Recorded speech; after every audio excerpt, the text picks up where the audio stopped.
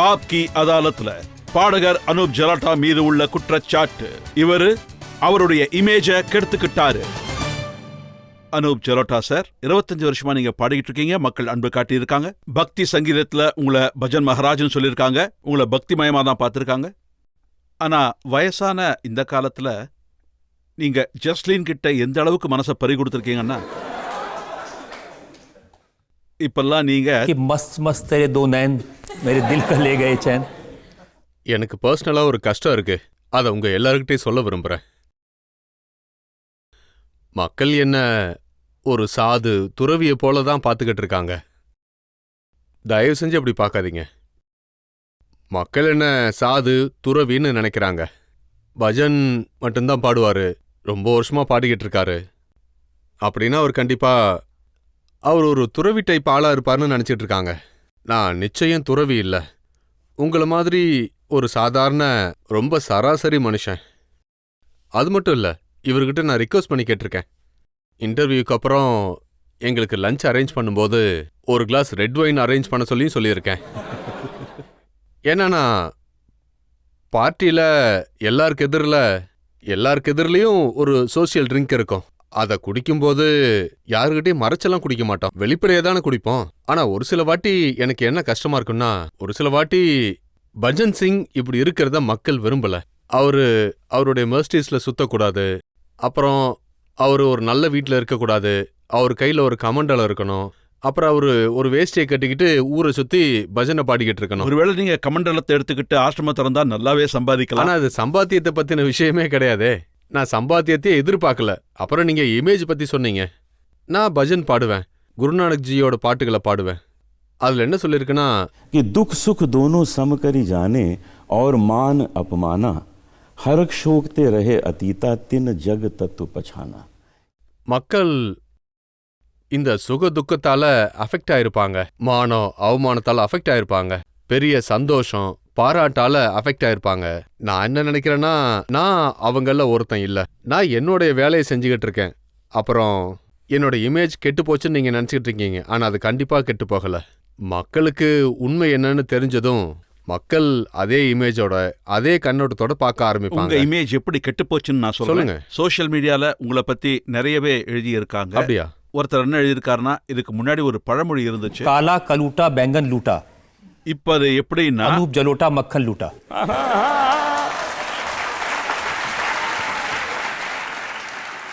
இப்ப எனக்கு ஒன்று தோணுது, இத பத்தி நான் ஒரு 2 லைன் பாடி காட்டுறேனே.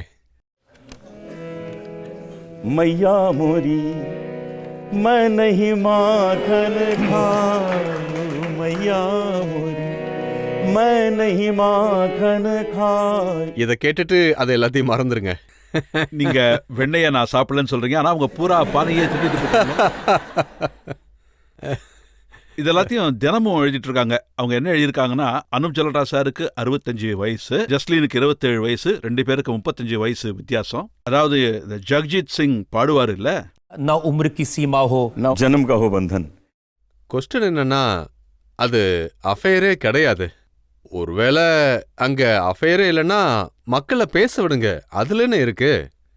மக்கள் என்ன சொல்றாங்கன்னா, பஜனுக்கு இவ்வளவு சக்தி இருக்குன்ற விஷயங்களுக்கு முன்னமே தெரிஞ்சிருந்தா நாங்களும் பஜன் அதுல பாருங்க, பஜன்ல சக்தி இருக்கு, ஆனா அதை நீங்க தப்பா பயன்படுத்தாதீங்க. அப்படின்னா உங்களுக்கு பஜன் சக்தியோட பிரசாதம் கிடைச்சதா? உங்க எதிரிலேயே இருக்கேன் பாருங்க. பஜன் பாடித்தான் நான் ஆப்கே அதாலத்துக்கு வந்திருக்கேன். எனக்கு தெரிஞ்சு இது ஒரு மிகப்பெரிய பிரசாதம். ஒரு இளைஞர் என்ன எழுதியிருக்காருன்னு சொன்னா, நாங்க தேவையில்லாம ஹனி சிங், மில்கா சிங், அர்ஜித் சிங்கை பத்தி எல்லாம் பேசிட்டு இருக்கோம். ஜலோட்டா சார்கிட்ட போய் நாங்க கத்துக்கலாமே. இப்போ ஒன்றும் இல்லை, வாங்க கத்து தரேன், வரட்டும். நீங்க ஒண்ணுமே இல்லைன்னு சொல்றீங்களா? கண்டிப்பா ஒண்ணுமே இல்லை. என்னதான் நடந்துச்சு உண்மையை சொல்லுங்க. நான் உங்களுக்கு இதோட முழு டீட்டெயிலையும் சொல்றேன். ஜஸ்லின் என்கிட்ட வந்து ஒரு 2-3 வருஷமா பாட்டு கற்றுக்கிட்டு இருக்கா. அப்புறம் அவளால் ரெகுலராக வர முடியாது, அவளும் பிஸியாக இருப்பா, நானும் பிஸியாக இருப்பேன்.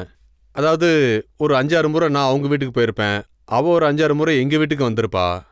ஒரு நாள் அவள் எனக்கு ஃபோன் பண்ணி என்ன சொன்னான்னா, எனக்கு பிக் பாஸ்ல ஆஃபர் கிடைச்சிருக்கு, நான் போகட்டுமான்னு கேட்டா. நான் என்ன சொன்னேன்னா, போ, உனக்கு நல்ல பேர் கிடைக்கும்னு சொன்னேன். அதுக்கு அவ சொன்னா, ஒரு ப்ராப்ளம் இருக்கு, ஒரு விசித்திரமான ஜோடியை தான் உள்ள போகணும், தனியா போக முடியாதுன்னு. அப்ப நான் யாரையாவது தேடு, வேற யாரையாவது கூட்டிட்டு போன்னு சொன்னேன். இல்ல நீங்க வாங்கன்னு சொன்னா, நான் வர முடியாதுன்னு சொல்லிட்டேன். ஏன்னா எனக்கு அவ்வளோ டைம் இல்லை. அதுக்கப்புறம் அவங்க அப்பாவும் எனக்கு கால் பண்ணாரு. அவர் எனக்கு ஏற்கனவே தெரியும். அப்புறம் இதை பத்தி நாங்க 2-3 முறை பேசினதுக்கு அப்புறமா நான் ஒத்துக்கிட்டேன். நாம 2 பேரும் ஒரு விசித்திரமான ஜோடியா உள்ள போகணும், அதாவது குரு சிஷ்யரா.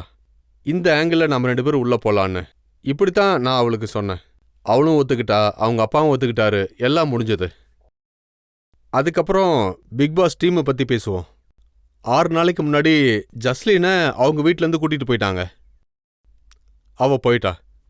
நான் ஸ்டேஜுக்கு போய் நான் பாடின சில பாட்டெல்லாம் பாடினேன். அப்புறம் நான் போய் சல்மான் கான் கிட்ட என்ன சொன்னேன்னா, அதுக்கு முன்னாடி அவர் உங்க கூட யார் வந்திருக்காங்கன்னு கேட்டாரு. நான் சொன்னேன், என் கூட ஜஸ்லின் வந்திருக்கான்னு. அவ எங்கூட பாட்டு பாடுவா, என்னோட ஸ்டூடெண்ட், என்கிட்ட கத்துக்கிறா அப்படின்னு. அவர் என்ன சொன்னார்னா, ஒரு வாட்டி அவங்கள சந்திக்கலான்னாரு. அவ வந்தா. அவ என்ன சொன்னான்னா, எனக்கு இவர் கூட ரிலேஷன்ஷிப் இருக்குன்னு. அப்புறம் நான் எப்படிப்பட்ட மனுஷன்னா, அப்படியா, இது ரிலேஷன்ஷிப்பா, அப்போ உள்ள போலாம், ஒரு 4-5 வாரம் அங்க ஸ்பெண்ட் பண்ணிட்டு வரலாம் அப்படின்னு. உள்ள வா போலான்னு சொன்னேன். அதுக்கப்புறம் வெளியில வந்து எல்லார்ட்டையும் உண்மையை சொல்லிடலான்னு சொன்னேன். என்னைக்கு நான் வெளியே வந்தனோ, ஏன்னா உள்ள இருக்கிறப்ப வெளியில என்ன நடந்துட்டு இருக்குன்னு எங்களுக்கு எதுவுமே தெரியாது இல்லையா.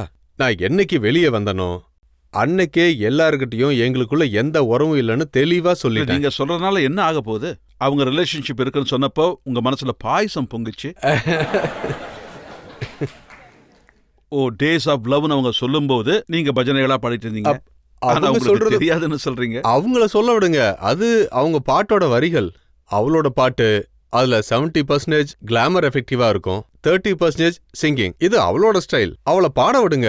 அப்புறம் நான் அவளுக்கு இந்த அட்வைஸ் தான் கொடுத்தேன். நீங்களும் சொல்லியிருக்கீங்க, நீ ரொம்ப நல்லா பாடின, ரொம்ப நல்லா ஆடினேன்னு. ஆமா. அந்த டான்ஸை ஃபர்ஸ்ட் டைமா பாத்தீங்களா? ஆமா, ஃபர்ஸ்ட் டைம் பார்த்தேன், ஃபர்ஸ்ட் டைம். அப்புறம் நான் அவளுக்கு அட்வைஸ் பண்ணேன், நீ சிங்கிங்கை 70% வச்சுக்கிட்டு 30% கிளாமர் வையின்னு. அப்பதான் அவளுக்கு பாட்டுல பேர் கிடைக்கும். இதே அட்வைஸை தான் அவங்க அப்பா கிட்டையும் சொன்னேன். நீங்க இன்னைக்கு ரிலேஷன்ஷிப் இல்லைன்னு சொல்றீங்க. ஆமா, கண்டிப்பா இல்ல. உங்களுக்கு அங்க போனதுக்கு அப்புறம் தான் தெரிஞ்சுதா? என்னது? அதான் அவங்க ரிலேஷன்ஷிப்பை பத்தி பேச விரும்பினது. அவ அப்போ எங்களுக்குள்ள ரிலேஷன்ஷிப் இருக்குன்னு சொன்னதும் நான் ஷாக் ஆயிட்டேன். நான் இவகிட்ட சொன்னது ஒண்ணு, இவ செஞ்சது வேற. சரி வா உள்ள போய் என்னன்னு பார்க்கலாம். அனுப் சார் ஒரு ப்ரொமோஷனல் வீடியோ ரெக்கார்ட் பண்ணிருக்காங்க. ஆமாமா, அதுவும் எங்க கிட்ட இருக்கு. அதுல அவங்க என்ன சொல்லியிருக்காங்கன்னா, 3.5 வருஷமா எங்களுக்குள்ள ரிலேஷன்ஷிப் இருக்குன்னு. நாங்க மறைமுகமா மீட் பண்ணிக்கிட்டு இருக்கோம். நான் கொல்கத்தா போகும்போது அனூப்ஜி என் பின்னாடி தான் வருவாரு.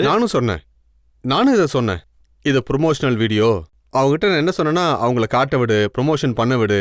ஆனா நீ அங்க இப்படி சொல்லு, நாம குரு சிஷ்யர்கள் மாதிரி உள்ள போறோம். ஏன்னா நானும் அதை தான் சொன்னேன். ஆனா அந்த வீடியோ பார்த்ததுக்கு அப்புறம் மக்களுக்கு என்ன புரிஞ்சுதுன்னா, இது ஏற்கனவே, அதாவது இந்த மாதிரி ஏதோ நடக்க போகுதுன்னு உங்களுக்கு தெரியும்னு.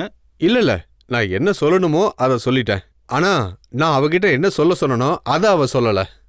சொல்லாதனால அவகிட்ட நான் என்ன சொன்னேன்னா, சரி நீ சொல்லல, சரி வா உள்ள போய் ஒரு 4-5 வாரம் ஸ்பெண்ட் பண்ணிட்டு அதுக்கப்புறம் வெளியில வந்து சொல்லலாம்னு சொன்னேன். அவ இன்னும் உள்ளதா இருக்கா. அவங்க நான் மனசை பறி கொடுத்துட்டேன்னு சொன்னாங்க. சொல்லிட்டு போகட்டும், சொல்ல விடுங்க. நான் அந்த மாதிரி எதையும் விரும்பல, எனக்கு அந்த மாதிரி எந்த ஆசையும் கிடையாது. அவ வெளியில வந்ததுக்கு அப்புறமா நான் அவளை பாடுன்னு தான் சொல்லுவேன். சங்கீதத்தை கத்துக்கோ. பாருங்க, ஜஸ்லின் வந்து அவ எப்படி இருக்கணுமோ அவ அப்படிதான் இருப்பா. என்னோட ஸ்டூடெண்டா இருப்பா. உங்களோட உறவு தான் என்ன? உறவு இதுதான். நான் அப்புறம் ஜஸ்லினோட அப்பா, நாங்க 2 பேரும் சேர்ந்து அவளோட கல்யாணத்துல கன்னியாதானம் பண்ணுவோம். இதுதான் உறவு. ஆனா அங்க நீங்க இப்படிதானே சொல்லி இருக்கீங்க. அப்ப அதுக்கு என்ன அர்த்தம்? சார், இதெல்லாம் நீங்க அந்த ப்ரொமோஷனல் வீடியோல சொன்னதை பத்தி பேசிட்டு இருக்கீங்க. நான் ஷோல எங்கேயாவது உங்க எதிரில் இப்படி பேசியிருக்கேன்னா, நீங்க எல்லாரும் பிக் பாஸ் பார்த்திருப்பீங்க. அதுல எங்க கெமிஸ்ட்ரி ஏதாவது தெரிஞ்சதா? உங்களுக்கு என்ன தெரிஞ்சது? இல்ல, நான் அது எங்க தெரிஞ்சதுன்னு கூட உங்களுக்கு காட்டுங்க. நீங்க கெமிஸ்ட்ரி தெரியலன்னு சொல்றீங்கல்ல, காட்டுங்க. நான் அந்த மாதிரி எதுவும் செய்யலன்னு சொல்றீங்கல்ல, நீங்க நிறையவே செஞ்சிருக்கீங்க. பாருங்க, இந்த காலத்துல பசங்க அவங்க அப்பா கண்ணத்துல கிஸ் பண்ண மாட்டாங்களா? நம்பர் டூ வெயிட் கேளுங்க, முழுசா கேளுங்க. அவ இங்க கிஸ் பண்ணா. நான் சொன்னேன், இந்த இடத்த விட்டுரு, அங்க வேற யாராவது கிஸ் பண்ணுவாங்கன்னு. நான் தான் இதை சொன்னேன். இதுவும் என் டயலாக் தான். இந்த கண்ணத்தை விட்டுரு, இங்க வேற ஒருத்தர் கிஸ் பண்ணுவாங்கன்னு. இதெல்லாம் டிராமா. அங்க இதெல்லாம் நடந்துகிட்டு இருந்துச்சு. விஷயங்களுக்கு என்டர்டைன்மெண்ட் வேல்யூ கொடுக்கறதுக்காக முயற்சி பண்ணிக்கிட்டு இருந்தோம். இதை தவிர அங்க வேற ஒன்றும் இல்லை. அப்புறம் அவ வெளியில வந்ததுக்கு அப்புறம் அவளும் இதே தான் சொல்ல போறா. நீங்க என்ன சொல்ல வரீங்கன்னா, ஒரு அப்பாவுக்கு எப்படி கிஸ் கொடுப்பாங்களோ அப்படிதான் அதுவும். ஆமா, நீங்களே பாருங்க, எங்க பண்ணா பாத்தீங்களா? இப்ப பசங்களை பாத்தீங்கன்னா அப்பாவோட கன்னத்துல கிஸ் பண்ண மாட்டாங்களா? சொல்லுங்க. அது ஒரு ஷோவா இருக்கிறதுனால அதை இன்னும் சுவாரஸ்யமா மாத்த லிப்ஸ்டிக் போட்டாங்க. நான் என்ன சொன்னேன்னா, இங்க பண்ணாத, அதுக்கு இன்னொருத்தர் வருவாங்கன்னு. அப்புறம் நீங்க ஜஸ்லின்காக அங்க ஒரு பாட்டும் பாடினீங்க, வெண்ணிலவே வெண்ணிலவே. அதை பாத்தீங்கன்னா அது முழுக்க முழுக்க ஸ்கிரிப்டட் ப்ரோக்ராம். அதை பாத்தீங்கன்னா டேட்டிங் ப்ரோக்ராம். எங்க கிட்ட என்ன சொன்னாங்கன்னா, நாங்க உங்களை ரெடி பண்ணுவோம், எங்க ஆளுங்களை உங்களை ரெடி பண்ணுவாங்க, அவங்க உங்களை ஒரு ரூமுக்குள்ள கூட்டிட்டு போவாங்க. அங்க அவங்க என்ன சொன்னாங்கன்னா, இந்த டேட்டை நீங்க அழகா மாத்துங்கன்னு சொன்னாங்க. சரி, எங்களை ரெடி பண்ணாங்க, நாங்களும் போனோம். அங்க அருமையான சாப்பாடு இருந்துச்சு. ஆனா அந்த சாப்பாட்டை நாங்க தான் தினமும் சமைச்சாகணும். ஆனா அன்னைக்கு அங்க ஆல்ரெடி சாப்பாடு இருந்தது, ஹார்மோனியம் இருந்தது. நான் அன்னைக்கு ஒரு சூப்பரான பாட்டு பாடினேன். அதுக்கப்புறம் நான் இன்னொரு அழகான காதல் பாட்டும் பாடினேன். அதுக்கப்புறம் நாங்க அங்க கொஞ்சம் டான்ஸும் ஆடினோம். இது அவங்க ஆர்கனைஸ் பண்ண ஒரு டேட். அதை நாங்க அழகா மாத்தினோம். இதுல என்ன தப்பு இருக்கு? அப்ப நீங்க அவமானப்படுத்திட்டீங்க இல்ல? ஜஸ்லின் உங்களை मुन्नी बदनाम हुई डार्लिंग तेरे लिए। அட, நான் எங்க அவமானப்படுத்தினேன்? நான் எதுவுமே செய்யல. இப்ப கூட மக்களுக்கு இந்த விஷயத்தை பத்தி சரியா தெரியல. ஏன்னா ஜஸ்லினோட அப்பா கூட என்கிட்ட இதை பத்தி சொன்னாரு. அவர் என்கிட்ட என்ன சொன்னார்னா, பாருங்க, இது மாதிரி எது இல்லைன்னு எனக்கு தெரியும். உங்களுக்கு தெரியுமா, ஜஸ்லின் எங்க போனாலும் ஒன்னு அவங்க பிரதர் இருப்பாரு, இல்ல அவங்க ஃபாதர் இருப்பாரு. ஸோ அவங்களுக்கு அவளை பத்தின ஒவ்வொரு விஷயமும் நல்லா தெரியும். இந்த மாதிரி எதுவுமே இல்லைன்னு. அப்புறம் நானும் இந்த மாதிரி விஷயங்கள் என் வாழ்க்கையில நடக்கிறத விரும்பல. நான் என் வாழ்க்கையில ரொம்ப சந்தோஷமா இருக்கேன். நான் ரொம்ப சந்தோஷமா இருக்கேன். என்னோட ஃபியூச்சர் வாழ்க்கையில நீங்க இதெல்லாம் கேள்விப்படவே மாட்டீங்க. எனக்கு ஒருத்தர் கூட ரிலேஷன்ஷிப் இருக்கு, ஒருத்தர் கூட கல்யாணம் ஆச்சு அப்படின்னு. ஏன்னா என் வாழ்க்கையில எல்லாமே நடந்து முடிஞ்சிருச்சு. நீங்க இப்ப இத பத்தி சொல்லுங்க. 3 வருஷமா எங்களுக்குள்ள ரிலேஷன்ஷிப் இருக்கு. 3 வருஷமா நாங்க ஒருத்தர் பாக்குறோம். நான் கல்கட்டாக்கு போனா என் பின்னாடி அவரும் வந்துருவாருன்னு சொன்னாங்க. நீங்களும் டெல்லிக்கு போனா என் பின்னாடியே வந்துருவான்னு சொன்னீங்க. இது ப்ரொமோஷன் வீடியோ, அதுல சொன்னாங்க. சோ அதுல அதுதான் இருக்கும், வேற ஒன்னும் கிடையாது. அது உண்மையே இல்ல.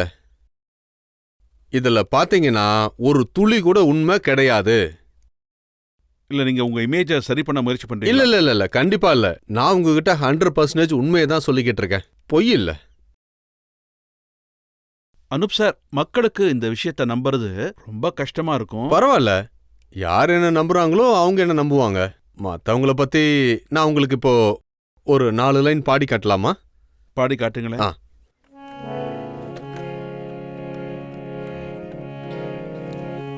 साधो मन का मान त्यागो, काम क्रोध संगत दुर्जन की, ताते अहनिस भागो।